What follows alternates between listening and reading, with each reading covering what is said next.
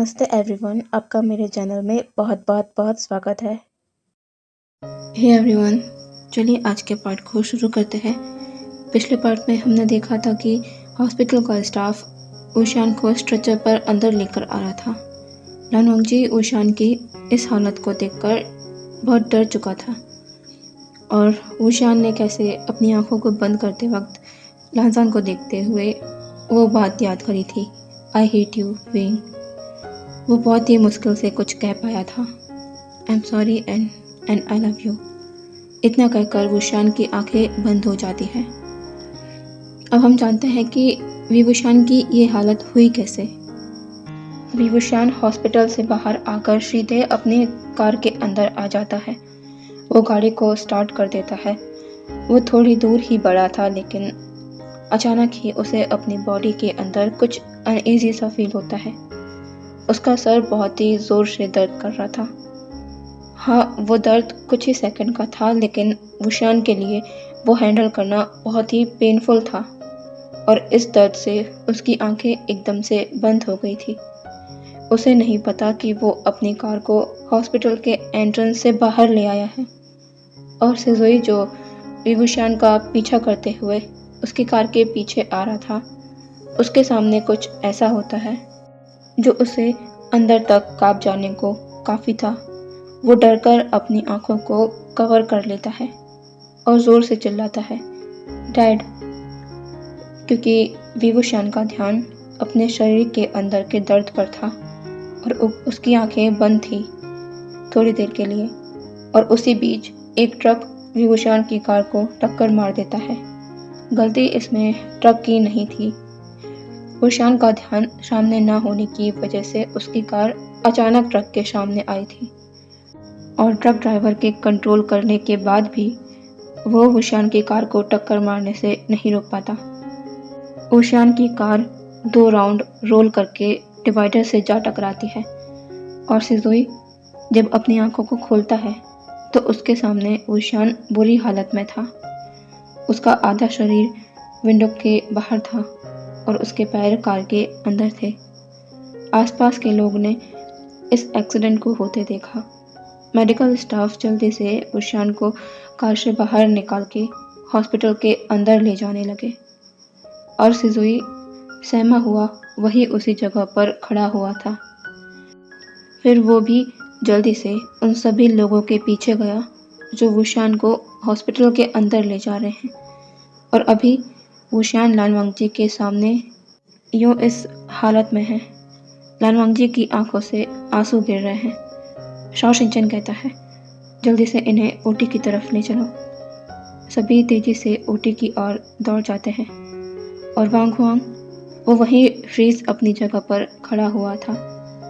उसने कभी नहीं सोचा था कि विवुशान के साथ ऐसा हो जाएगा और ना ही उसने ऐसा कुछ सोचकर वो सब किया था। वो विवुशान को इस हालत में नहीं पहुंचाना चाहता था। उसे अब पता चल रहा था कि उसने वो सब करके बहुत बड़ी गलती कर दी है। उसे इन सब के नतीजों के बारे में एक बार सोच लेना चाहिए था। उससे पहले विवुशान को जान लेना चाहिए था। वो भी जल्दी से ओटी की तरफ चला जाता है। विवुशान को ओटी के अंदर ले जाया जाता है। शाओ शिनचैन ने जल्दी से डॉक्टर्स की टीम को भी बुला लिया था। लान वांगजी एक हार्ट सर्जन है और शाओ शिनचैन गायनोकोलॉजिस्ट, इसलिए वुशान को ट्रीट करने के लिए दूसरे डॉक्टर्स चाहिए थे। शाओ शिनचैन अब लान वांगजी को देखता है जो वुशान को देखकर बहुत ही घबराया हुआ है।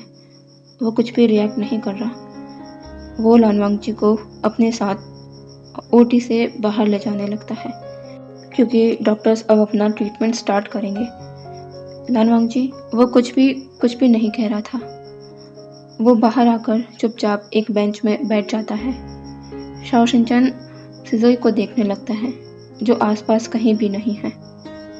वो वापस ओटी में जाता है तो वो देखता है कि सिजोई वुशान के हाथ को पकड़े हुए खड़ा हुआ है और वो साइलेंटली रो रहा है। उसकी आंखों से आंसू गिर रहे हैं। शाओ शिनचैन उसके पास जाता है और कहता है, सिजुई, चलो हमें बाहर चलना चाहिए। डॉक्टर को मिस्टर वे को ट्रीट करना है। चलो बाहर चलो। सिजुई कहता है, नहीं अंकल साओ, मैं दोस्त के पास रुकूंगा। उन्हें कितना दर्द हो रहा होगा। उनकी गाड़ी कितनी जोर से पलटी थी। शाओ शिनचैन ये सुनकर शॉक होता है। वुशियान की कार पलटी थी। उसे तो पता ही नहीं था कि विवुशियान के साथ आखिर हुआ कैसे, ये सब कैसे हुआ उसके साथ। वो कहता है, सिजुई अगर आप यहाँ रहोगे तो डॉक्टर अपना काम नहीं कर पाएंगे। फिर दोस्त कैसे ठीक हो पाएगा सिजुई का? क्या सिजुई यही चाहता है कि दोस्त जल्दी से ठीक ना हो? सिजुई कहता है, नहीं नहीं अंकल, मैं चाहता हूँ कि दोस्त जल्दी ठीक हो जाए। शाओ शिनचैन कहता है, तो फिर अंकल की बात मानो और चलो मेरे साथ। सिजुई फिर शाओ शिनचैन के साथ ओटी के बाहर आ जाता है। शाओ शिनचैन वहीं से जा रहे एक स्टाफ से पूछता है जो विवुशियान को अंदर लेकर आए थे। वो कहता है, सुनो, क्या तुम्हें पता है ये जो पेशेंट है उनके साथ क्या हुआ था? इस पर लानवांग जी भी उस स्टाफ को देखता है। वो भी जानना चाहता है कि वेंग के साथ ये हुआ कैसे। वांग वांग भी वहीं खड़ा हुआ था। वो लानवांग जी को देख रहा था, जिसने वुशियान को उस हालत में देखने के बाद कुछ भी नहीं कहा है। वो बिल्कुल चुप है। लेकिन ये बिल्कुल गलत है। लानवांग जी के अंदर तूफान चल रहा है। उसकी नज़रों के सामने से वुशियान का चेहरा हट ही नहीं रहा। वुशियान के कहे शब्द उसके कानों में बार बार गूंज रहे हैं। मैं अब कभी तुम्हें परेशान नहीं करूँगा। तुम चाहते थे ना कि सिजुई और तुम्हारी लाइफ से दूर चला जाऊँ तो मैं दूर चला जाऊँगा। लानवांग जी अपनी आंखों को बंद कर लेता है और आंसू उसकी आंखों से फिसल जाते हैं। वो इंसान जिसे शाओ शिनचैन ने रोका था, वो कहता है, डॉक्टर वो अंदर जो है वो अपनी कार को लेकर हॉस्पिटल से निकले ही थे, लेकिन पता नहीं कैसे वो अपनी कार को अचानक ही ट्रक के सामने ला पहुँचे और उनकी कार की टक्कर तेज रफ्तार ट्रक से हो गई और उनकी कार 2 बार पलटकर एक डिवाइडर से जा टकराई और वहाँ जाकर रुक गई। उनकी शरीर का ऊपरी हिस्सा विंडो से कार के बाहर था। हम लोग जल्दी से उन्हें फिर यहाँ ले आए। लानवांग जी के पैरों के नीचे से ज़मीन खिसक चुकी थी। वुशियान के साथ जो हुआ है ये जानकर फिर उसे कुछ याद आता है। वे चले जाओ यहाँ से और कभी मेरे पास वापस मत आना। मैं आपको नहीं देखना चाहता। लानसांग, ऐसा मत करो। अगर तुम कभी मुझसे दूर चले गए तो मैं जी नहीं पाऊँगा। दूर चली सही, पर मुझे तुम्हें देखकर तसल्ली रहेगी। मुझे बस इतना हक दे दो लानसांग। मेरी नज़रों से कभी दूर मत होना। इस बात को याद कर लानसांग अब और नहीं संभल पाता। वो अपने घुटनों पर आकर जोर जोर से रोने लगता है। शाओ शिनचैन उसके पास आता है। शाओ शिनचैन को भी सुनकर बहुत ही बुरा फील हो रहा था वुशियान के लिए। शाओ शिनचैन लानवांग जी को हक कर लेता है और कहता है, लानवांग जी शांत हो जाओ। मिस्टर वे को कुछ नहीं होगा, वो ठीक हो जाएंगे। लानवांग जी कहता है, मैं जितना उससे दूर जाना चाहता हूँ वो हर बार मुझे अपने पास खींच लाता है। पहले दिन भी तो यही हुआ था ना। उसके बिना कुछ करे मैं उसकी ओर खिंचा चला गया। यह कहकर लानवांग जी उस ऑपरेशन थिएटर की ओर देखता है और फिर अपनी कुछ पुरानी यादों में खो जाता है। आज जो वो है उससे बिल्कुल डिफरेंट लानवांग जी में, जो एक चेयरफुल पर्सन हुआ करता था। लानवांग जी उस ओटी की ओर देखकर अपनी आंखों को बंद कर लेता है। अब देखते हैं एक बड़े से हॉस्पिटल के अंदर एक ऑपरेशन थिएटर का डोर ओपन होता है और उसके अंदर से एक ओमेगा डॉक्टर बाहर आता है। वो बाहर आते हुए अपने नेक को स्ट्रेच कर रहा था। उसे देखकर साफ साफ पता लग रहा है कि वो कितना ज़्यादा थक चुका है, बहुत ही टायर्ड है वो। लेकिन ऑपरेशन थिएटर से थोड़ा आगे बढ़ते ही वो रुक जाता है और उसके उस टायर्ड फेस पर स्माइल आ जाती है, क्योंकि उसने उस शख्स को देख लिया था जो कॉरिडोर के बेंच पर बैठे शायद उसके बाहर आने का ही वेट कर रहा था। वो बेंच पर बैठा अल्फा जब उस ओमेगा को ओटी से बाहर आते देख लेता है तो वो अपनी जगह से खड़ा हो जाता है और एक स्माइल कर अपनी बाहों को फैला देता है। वो ओमेगा आगे आकर धीरे से उस अल्फा के गले लग जाता है और सुकून के साथ अपनी आंखों को बंद कर लेता है और अपना फेस उस अल्फा की नेक में छिपा लेता है। वो अल्फा कहता है उस ओमेगा को अपनी बाहों में भरते हुए, लाजान, क्या आज ज़्यादा थक गए तुम? वो ओमेगा लानवांगजी है। लानवांगजी कहता है सर्जरी पूरा 2 घंटे चली। इमरजेंसी केस था, तैयारी नहीं की थी, इसलिए थोड़ा स्ट्रेस ज़्यादा हो गया। वो अल्फा कहता है लानजान, मुझे पता है तुम अपने वर्क को लेकर कुछ ज़्यादा ही सिंसियर हो, लेकिन इसका मतलब ये भी नहीं कि तुम इसके लिए अपनी हेल्थ के साथ कॉम्प्रोमाइज़ करोगे। तुम ही एक अकेले सर्जन नहीं हो इस हॉस्पिटल में, फिर हमेशा तुम्हें ही क्यों बुलाया जाता है? लानवांगजी कहता है वेन, आप जानते हो ना कि मैं किसी भी पेशेंट के लिए मना नहीं कर पाता। वो अल्फा वीवुशियान है। वो कहता है जानता हूँ, बहुत अच्छे से जानता हूँ मैं तुम्हारा काम के प्रति डिटर्मिनेशन। इसके लिए तो तुम अपनी हेल्थ को भी हार्म करने से पीछे नहीं हटते। लानवांगजी अपनी आंखों को बंद रखते हुए ही स्लीपी वॉइस में एक छोटी सी स्माइल के साथ ओशान के नेक में मम्बल करते हुए कहता है वेन, अब मुझे ताना मारना बंद करो। थोड़ी देर बाद लानवांगजी कहता है वेन। ओशान कहता है लानवांगजी कहता है आपको हमेशा कैसे पता चल जाता है कि मुझे आधी रात को सर्जरी के लिए बुलाया गया है? मैं जब ओटी से बाहर आता हूँ आप हमेशा मुझे यहाँ मिलते हैं, मेरा इंतज़ार करते हुए। ओशान कहता है मुझे तुम्हारे बारे में सब कुछ पता चल जाता है। लानवांगजी कहता है और मुझे पता है आपको कैसे पता चलता है। आप अपने आर्ट का अच्छा इस्तेमाल करते हैं मुझ पर, मेरे इनसिक्योर अल्फा। यह कहते हुए लानवांगजी अपने फेस को ओशान के लॉन्ग नेक में रब कर रहा था। इससे ओशान के हाथों की मुट्ठियाँ कस जाती है और उसके चेहरे के एक्सप्रेशन थोड़े से बदल जाते हैं।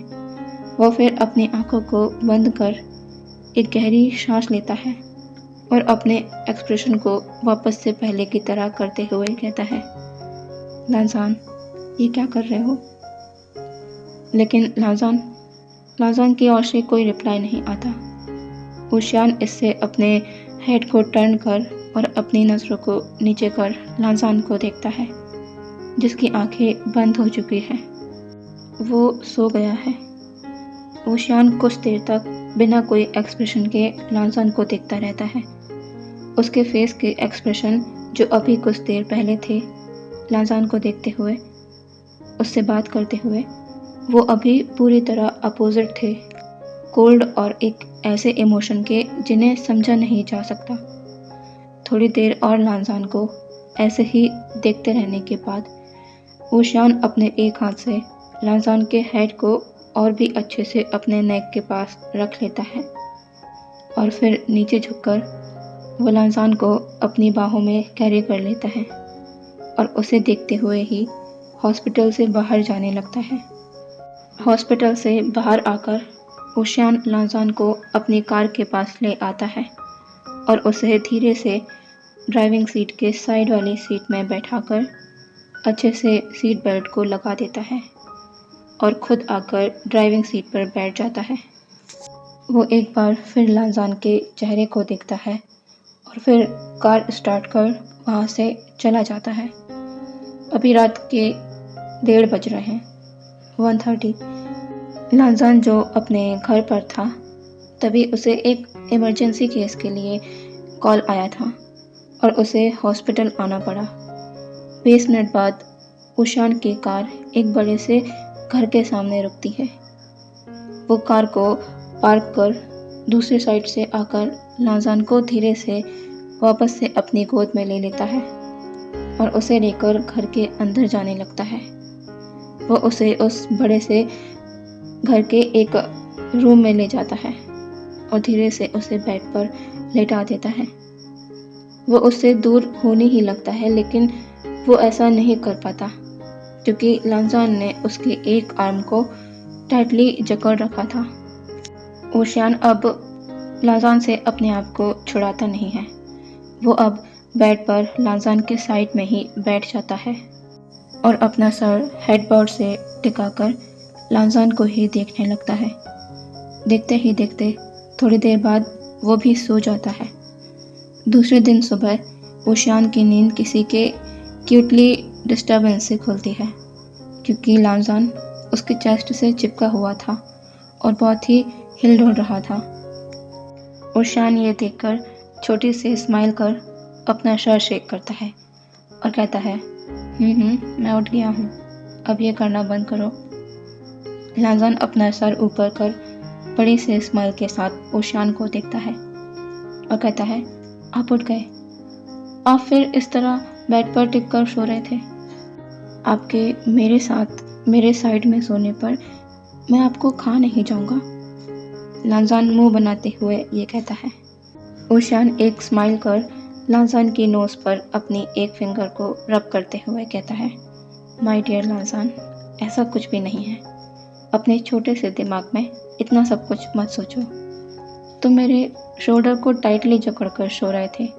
अगर मैं थोड़ा सा भी मूव करता तो तुम्हारी नींद खुल सकती थी, और इतना टायर्ड होने के बाद मैं नहीं चाहता था कि तुम्हारी नींद टूटे, इसलिए मैंने कुछ नहीं किया, समझे?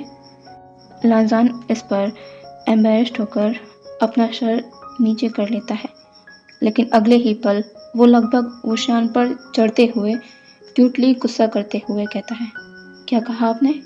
छोटा सा दिमाग? पूरा 7 साल मेडिकल की स्टडी की है मैंने। 4 साल एक डॉक्टर बनने के लिए और 3 साल एक हार्ट सर्जन बनने के लिए। पूरे घूसों में बेस्ट हार्ट सर्जन की लिस्ट में मेरा नाम फर्स्ट रैंक पे आता है, और घूसू चाइना का सबसे बड़ा शहर है। ये तो पता है ना आपको? उस हिसाब से मेरी कितनी डिमांड है आप नहीं जानते। पूरा मेडिकल का ज्ञान भरा हुआ है मेरे अंदर, और आप कह रहे हैं छोटा सा दिमाग? शर्म नहीं आई आपको ये कहते हुए? विवोशियान तो आधा बेड पर लेट ही चुका था क्योंकि लांजान पूरा वोशियान पर चढ़ते हुए उसके ऊपर झुकते हुए ये सब बातें उसे सुना रहा था। ओशियान अपनी बड़ी बड़ी और डरी हुई आंखों से लांजान को देख रहा है।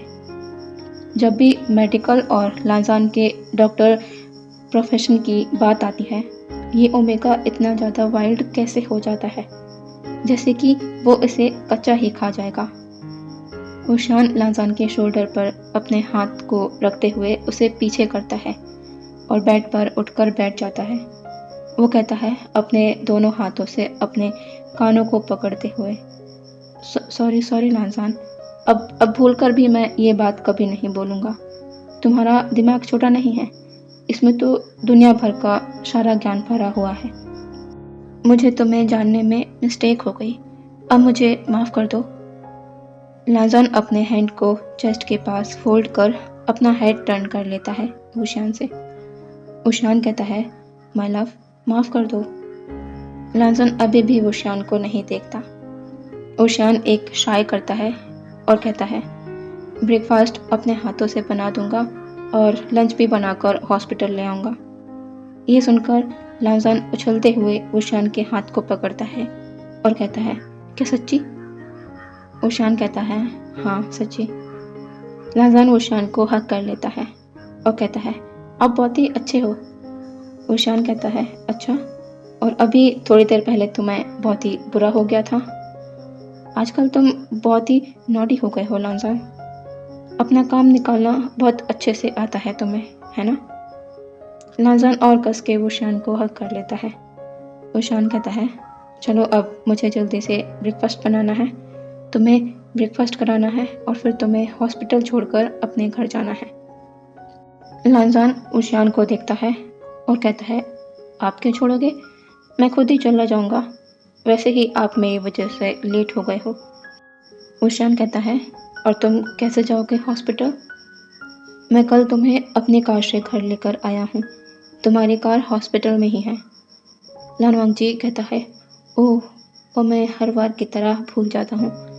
वैसे आप इतना परेशान क्यों होते हैं? मैंने कितनी बार आपसे कहा है कि यहाँ मेरे साथ आकर रहिए, या फिर मैं आपके साथ आपके घर पर रहता हूँ, लेकिन आप हैं कि मेरी ये बात मानते ही नहीं। क्या आपको ये डर है कि मैं आपके साथ कुछ कर दूँगा? ये कहते हुए लालजान वुशान के पास आते जा रहा था। वो वुशान के फेस के बहुत करीब आ चुका था। वुशान अपने हेड को टर्न करते हुए कहता है, लालजान, मैंने कहा है ना कि लालजान अपना मुंह बनाते हुए कहता है, हाँ, मुझे पता है कि शादी के बाद सब कुछ करना है, उससे पहले कुछ भी नहीं। सिर्फ हक करने के अलावा आपने मुझे एक किस तक नहीं किया। पता नहीं कब तक वेट करना होगा मुझे। एक तो आप शादी भी नहीं कर रहे जल्दी से मुझसे। वुशान कहता है, लालजान, इतना भी ज़्यादा इम्पेशेंट मत हो, बस थोड़ा सा और इंतज़ार कर लो, ठीक है? लालजान अपना मुंह फुलाते हुए कहता है, कर ही रहा हूँ, और पता नहीं कब तक करना होगा। जिस दिन हमारी शादी होगी ना, हफ्ते भर तक आपको मैं इस रूम से बाहर नहीं जाने दूंगा, समझे आप? यह कहकर लान वांगजी वुशान के हाथ को पकड़ता है और उसमें ज़ोरदार बाइट कर वॉशरूम की ओर भाग जाता है। वुशान एक आह तक नहीं करता, क्योंकि उसे इसकी आदत है। वो जानता है कि लालजान अपनी फ्रस्ट्रेशन इसी तरह निकालता है। वुशान की वो स्माइल जो थोड़ी देर पहले थी, वो उसके फेस से हट जाती है। उसके एक्सप्रेशन लालजान के जाने के बाद वापस से चेंज हो जाते हैं। वुशान अपने उस हाथ को देखता है जिसमें लालजान के दांतों के निशान साफ नज़र आ रहे हैं। फिर वो वॉशरूम की ओर देखता है जहाँ लालजान गया है। वुशान के अंदर अभी क्या चल रहा है और उसके फेस के एक्सप्रेशन दोनों ही नहीं समझे जा सकते। वुशान अब वहाँ से उठकर उस रूम से बाहर हॉल की ओर चला जाता है। तो चलिए, इस पार्ट को मैं यहीं रोकती हूँ। हम मिलेंगे कल नए पार्ट के साथ। Okay, bye bye.